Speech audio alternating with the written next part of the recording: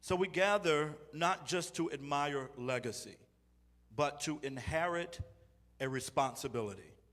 And this morning, I want to speak from a title that is both civic and sacred. We the people. Those three words are not simply the opening line of a document, but they are a declaration of power, a statement of responsibility, a reminder that strength lies in democracy, but it is not only found in the halls of government, but in the conviction and courage of everyday people. It does not say we the politicians, not we the privileged, not we the powerful, but we the people.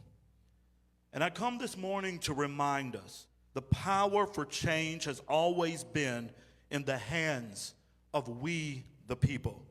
The question is not whether power exists. The question is whether we are using it for the good. We honor Dr. King today, and we must honor him properly. Dr. King was not only a dreamer, he was a disruptor of comfort. He was not only inspirational, but he was insistent in his approach. He was not only hopeful, but he had an urgency within his walk.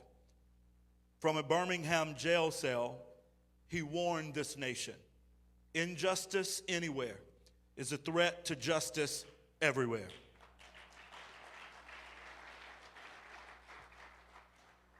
That's just not a quote for a poster.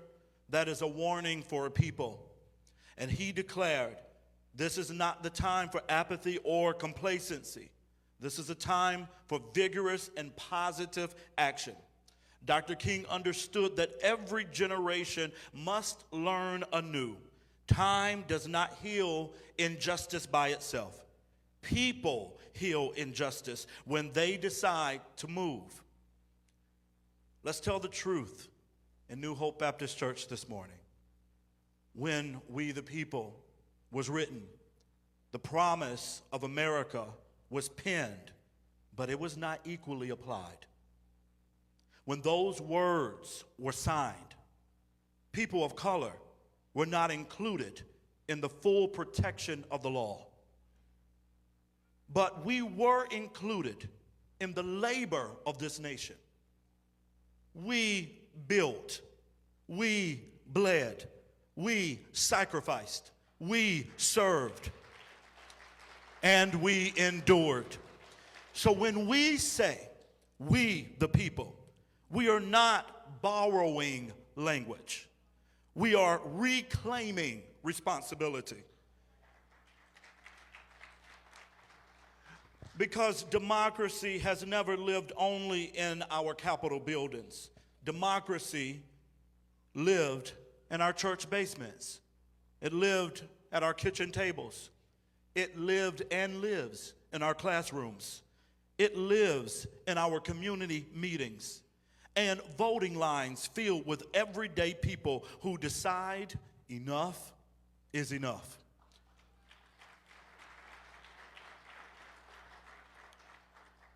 Church, justice is not a trend.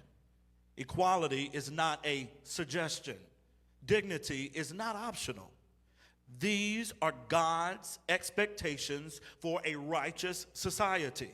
The prophet Amos declares, let justice roll like waters and righteousness like an ever-flowing stream. Micah tells us, what does the Lord require of you? To act justly, to love mercy, and to walk humbly with God. In Proverbs, it commands us, speak up, defend the rights of the poor and the needy. So when we stand for justice, we are not just being political, we are being biblical. When we stand for equality, we are not chasing culture, we are obeying Christ. Now let me just speak plainly for a moment, because this is where we the people becomes real. We live in a time when opinions are loud. but participation can be uneven. We can post our frustration, we can talk about it, we can even debate about it. But Dr. King did not just raise his voice, he organized a people. And one of the strongest tools available to we the people is this: voting, voting, voting.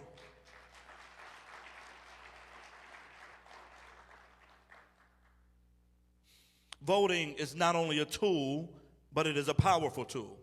According to the U.S. Census data, in recent national elections, about 69% of black citizens of voting age reported being registered to vote. That statistic tells two stories. Number one, a story of progress, because our ancestors fought, bled, and died for that right. But the other story is mission, because it means too many remain unregistered, disengaged, discouraged, and disconnected.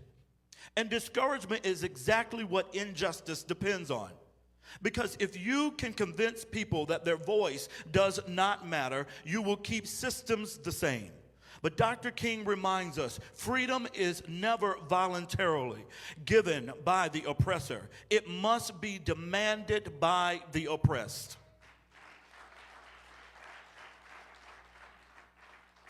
In a democracy, one of the most peaceful ways we demand change is with a ballot. So hear me this morning. Hear me loud and clear. We must do more than voice our opinions. We must do more than Instagram our opinions. We must do more than TikTok our opinions. We must cast our votes.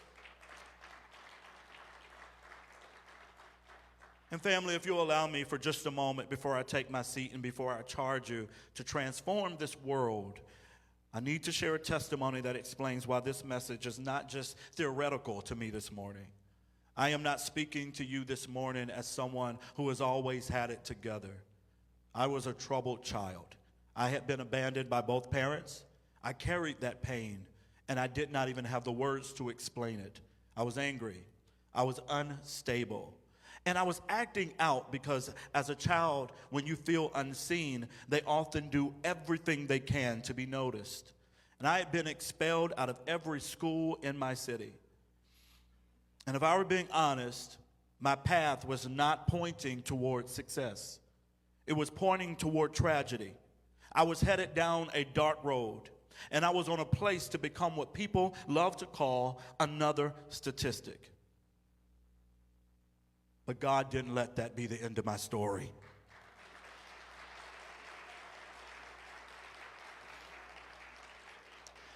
Because at the right time, I had a mentor that stepped into my life. His name was John Thomas. And John Thomas understood something that too many people ignore. We, the people, have a responsibility not to just love our young black boys, but to take them in behind us. We cannot go through doors and leave them closed behind us. Young brothers, I want to urge you, pull up your pants. Look at people in their eyes when you speak to them. Speak with confidence and clarity. Shake their hands firm with a grip. If God put you in the room, you belong in the room. You are qualified. You are prepared. You add value to whatever company that brings you in, and you are not an imposter. John Thomas took me under his wing. He took a risk on me. He saw more in my behavior. He saw more than just my behavior. He saw my potential. He saw more than just my anger. He also saw my future. He saw more than a record. He saw my purpose. He gave me structure when I had chaos. He gave me truth when I had confusion. He gave me a safe place when I felt abandoned. John Thomas didn't just talk about community. He became the community. And I stand here this morning as living evidence. It's not government alone. It's not schools alone. It's not agencies alone. Those things matter, and we should support them. But the real change, the lasting change, the generational change happens when we, the people, decide. And we will not let our children fall through the cracks.